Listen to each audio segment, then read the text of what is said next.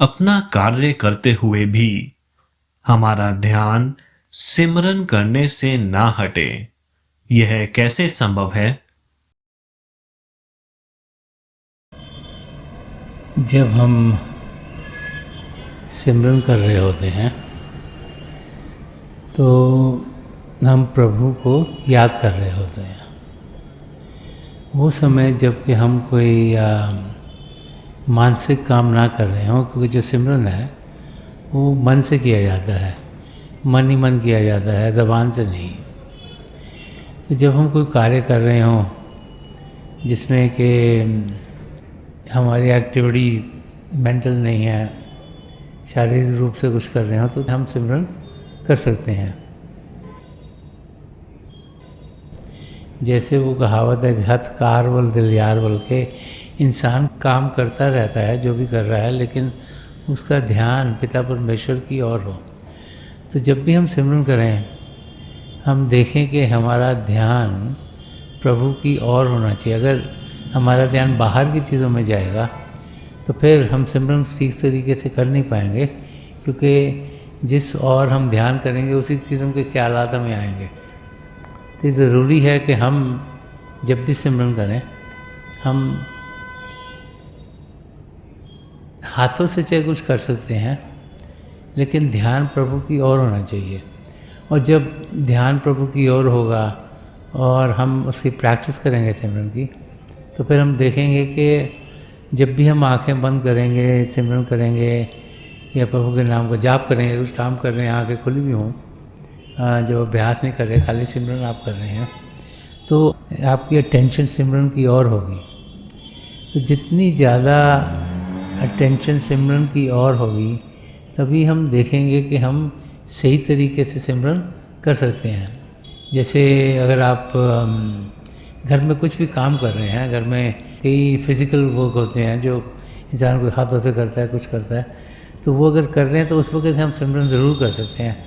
ऐसे ही जैसे मिशन में अगर आप लंगर में हो, लंगर में लोग बहुत सेवा करते हैं, कोई सब्ज़ी बनाने में लगा है, कोई चीज़ें सब्जियां काट रहा है, कोई बना रहा है, कोई चपातियाँ बना रहा है, कोई आटे को गूंद रहा है। जब हम फिज़िकल वर्क कर रहे हों तो उस वक़्त हम सिमरन डेफिनेटली कर सकते हैं, और तब हमारा ध्यान फिर पिता परमेश्वर में ही रहेगा।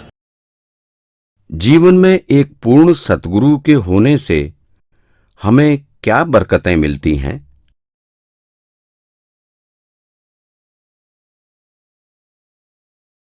जब हम इस धरती पर आते हैं तो हम अपने साथ कर्म लेके आते हैं। 3 किस्म के कर्म हमारे साथ जुड़े हुए हैं।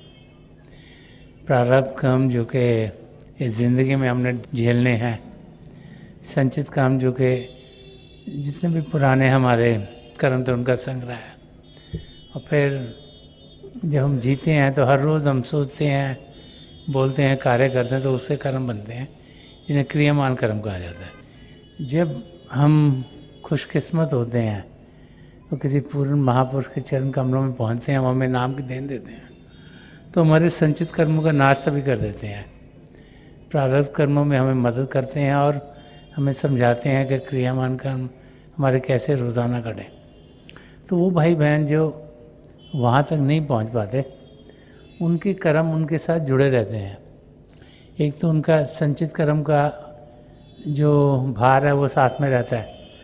प्रारब्ध कर्म तो उनके भी ज़िंदगी में झेले जाएंगे, उनको ज़रा मुश्किलें ज़्यादा होती हैं, में आसानी होती नहीं, लेकिन जो वो क्रियामान कर्म करते हैं, रोज़ाना सोचते हैं, बोलते हैं, कार्य करते हैं, वो फिर और बढ़ जाते हैं, ताकि ज़िंदगी के अंत पर वो फिर और संचित कर्मों में जोड़ दिए जाते हैं और वो लोड और भी बड़ा होता चला जाता है।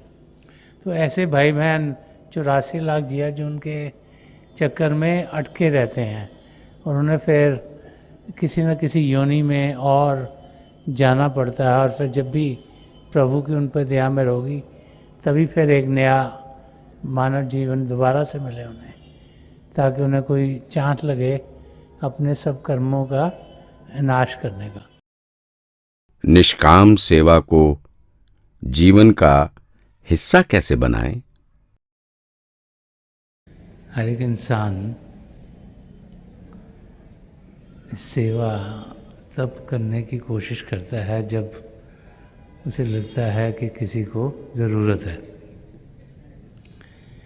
अगर हम अपने आसपास देखें तो हम देखेंगे कि बहुत से भाई बहन हैं जो कि नीडी हैं, जिनको ज़रूरत है। किसी को शायद खाने पीने में दिक्कत होती हो, किसी के पैसे शायद पैसे ना हो अपने बच्चों को पढ़ाने लिखाने के लिए, कोई और होंगे उनको शायद कपड़े ख़रीदने में भी मुश्किल पड़ती हो। और ज़िंदगी में हम देखें तो बहुत से ऐसे लोग हैं जिनकी जो रोज़ की ज़रूरतें हैं वो पूरी नहीं होती। अनफॉर्चुनेटली इंसान ऊपर की ओर देखता है और नीचे की ओर नहीं।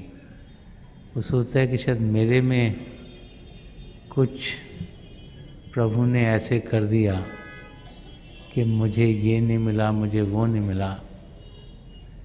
और हम जो हमें लगता है हमारे पास है नहीं, उन्हीं चीज़ों को पूरा करते करते ज़िंदगी गुजार देते हैं। ये भूल जाते हैं कि बहुत से लोग हैं जिन्हें बड़ी तकलीफ़ें हैं। हॉस्पिटल में जाओ तो हज़ारों लोग दुखी हैं शारीरिक तकलीफ़ों से। बहुत सी जगहें हैं दुनिया में जहाँ बच्चों को एक बारी भी दिन में खाने को नहीं मिलता, और बहुत सी तकलीफ़ें हैं हर एक की ज़िंदगी में, जिसे जहाँ भी वो रहता है वहाँ तकलीफ़ हो रही है। तो निष्काम सेवा भाव इंसान के अंदर जागृत तब होता है जब वो अपनी निगाह ऊपर से हटाकर नीचे की ओर करता है। जब वो ये देखता है कि मेरी अपनी ज़िंदगी तो औरों से बहुत बेहतर है, कि मेरी अपनी ज़िंदगी में तो मेरे पास बहुत कुछ है, तब फिर वो औरों से बांटने की कोशिश करता है, उनको मदद करने की कोशिश करता है। तो रोज़ाना जब हम उठते हैं और प्रभु से शुक्रिया अदा करें कि प्रभु ने हमें इस हाल में रखा है जिसमें हम हैं, और जानें कि बहुत से ऐसे हैं जिनकी वो हालत नहीं।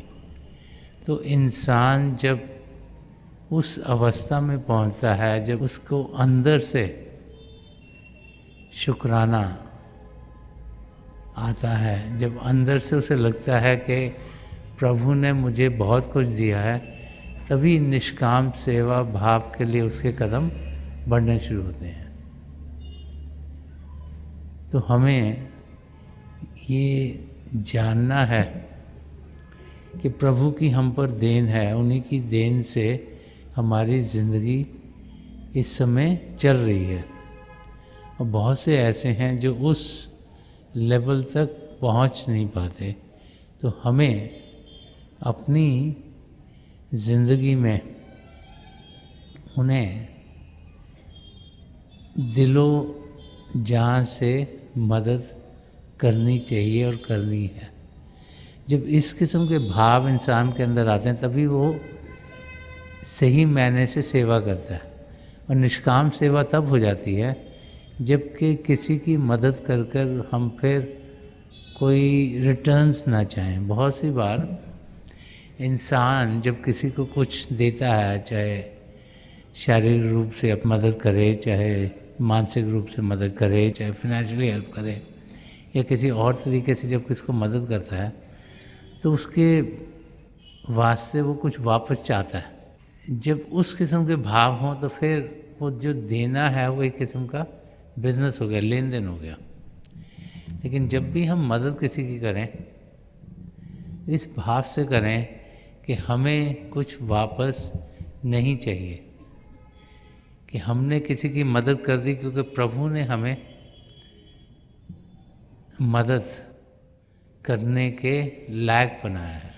आजकल के टाइम में बहुत से फास्ट फूड चल रहे हैं, जैसे इंडिया में भी कई खुल गए हैं अब तो, और बाहर के देशों में तो बहुत सी जगह हैं जहाँ के कारों के ज़रिए इंसान पहले खाना ऑर्डर करता है और फिर विंडो पे जाता है और वहीं से उसको खाने की चीज़ें मिल जाती हैं जो भी चाहिए।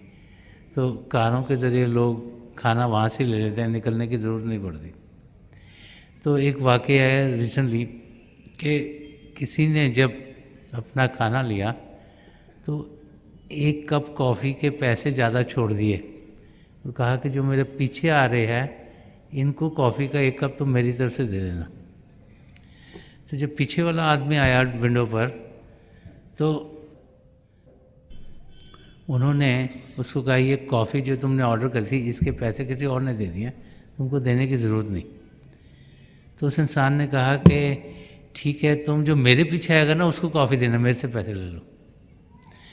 तो वो कहते हैं कि कई लोग ऐसे एक कर, क्योंकि एक ने मदद करी थी, दूसरा तीसरा चौथा पाँचवा का नंबर काफ़ी बिग था कि वो इतने लोग कंटिन्यूसली अगले के लिए मदद करते रहे। मदद ऐसी होनी चाहिए जिसमें कि हम मदद इसलिए नहीं कर रहे कि हमें लग रहा है हमें कुछ वापस में फ़ायदा मिलेगा, और मदद इसलिए कर रहे हैं कि हम चाह रहे हैं कि किसी की ज़िंदगी बेहतर हो, उसकी ज़िंदगी में खुशियाँ आएँ, वो आराम से जी सके, जो उसके पास है नहीं वो ले सके।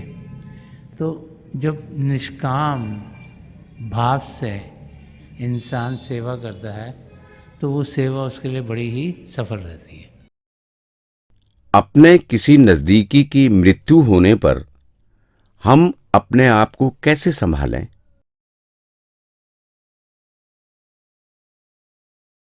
जितना जितना लगाव हमारा उस इंसान से हो जिसकी की मृत्यु हुई है, उतना उतना दुख हम सबको होता है।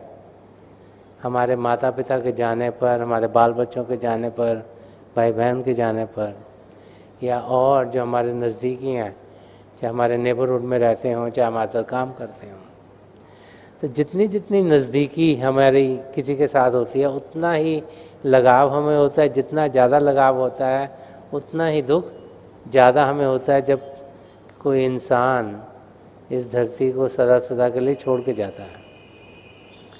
तो हमें ये जानना चाहिए कि जितना लगाव हम ज़्यादा किसी से करेंगे, क्योंकि वो सदा सदा के लिए यहाँ रहेंगे नहीं, उतना ही दुख हमें झेलना पड़ता है। वो आत्मा जो इस शरीर को सदा सदा के लिए छोड़ गई, तो जो भी गया है उसका दुख हमें होता है, क्योंकि हमें उनसे लगाव है। वो आत्मा नहीं चाहती कि हम दुख दर्द में हों। वो आत्मा जिसे नाम की देन मिल गई है, उसके जाने में हमें कोई दुख दर्द नहीं होना चाहिए, क्योंकि वो पिता परमेश्वर की शरण में है। और वो आत्मा भी नहीं चाहती कि हम दुख दर्द में हों उनके वियोग में, क्योंकि उन्हें मालूम है कि हम भी एक दिन उनके माफक अपनी मंजिल की और बढ़ेंगे।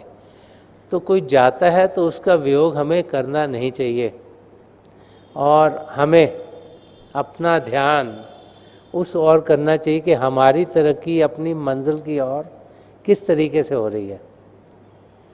जब अपना ध्यान भजन अभ्यास के ऊपर करेंगे, अपना ध्यान हम सद्गुणों को अपनी ज़िंदगी में कैसे डालें इस ओर करेंगे, तो हम देखेंगे कि हम अपनी मंजिल की ओर तेज़ी से बढ़ने के लायक हो जाएंगे।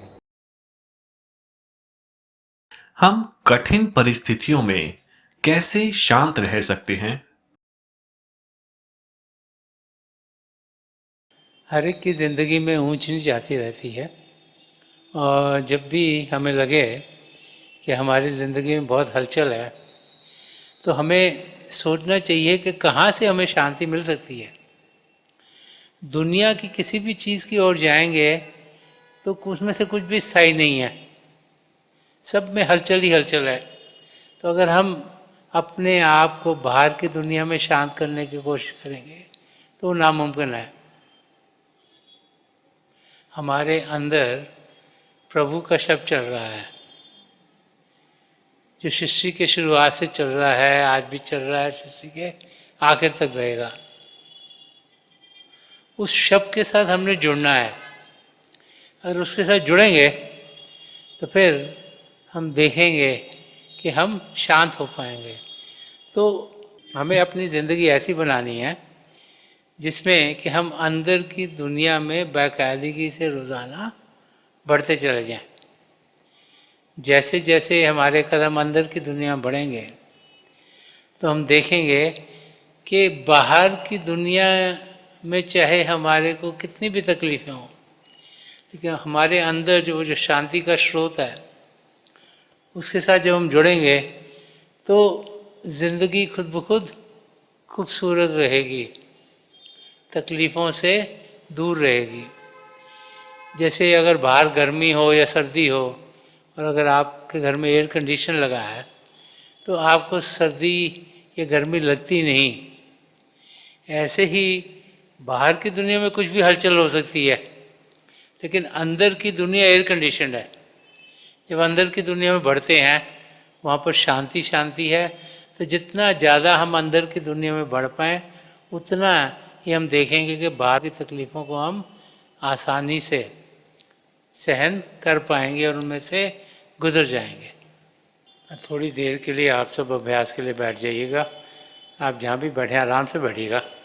जब आपकी आँखें आए बोल रहे हैं सीधी सामने ही फोकस होनी चाहिए, जैसे 8-10 दिन सामने आपके फोकस हो। आंखें बंद करते वो भाई बहन जिन्हें नाम की देन मिली है आप सिमरन कीजिएगा। जो भाई बहन नए हैं आप पिता परमेश्वर के किसी भी जाति नाम का जाप कीजिएगा। जाप मन ही मन करना, ऊंचा नहीं दौड़ाना। आपके सामने रोशनी के चिन्ह दिखने शुरू होंगे और वहाँ पे बड़े ध्यान से देखिएगा और कई नज़ारे आपको देखने को मिलेंगे। मेरी प्रभु के चरण कमलों में और जो पिछली सेंचुरी के महापुरुष हुए हैं हजूर बाबा सावन सिंह जी महाराज, परम संत कृपाल सिंह जी महाराज और दयालपुर सुदर्शन सिंह जी महाराज के चरण कमलों में यही प्रार्थना है कि जो जो हम सबके लिए बेहतर है महापुरुष में दें, हमें सबके साथ जोड़े और हमारे भीतर प्रभु की ज्योत के हमें दर्शन करवाएं। थोड़ी देर में आकर मैं आपको इस बैठक से उठाऊंगा और मेरी शुभकामनाएं आप सबके साथ हैं।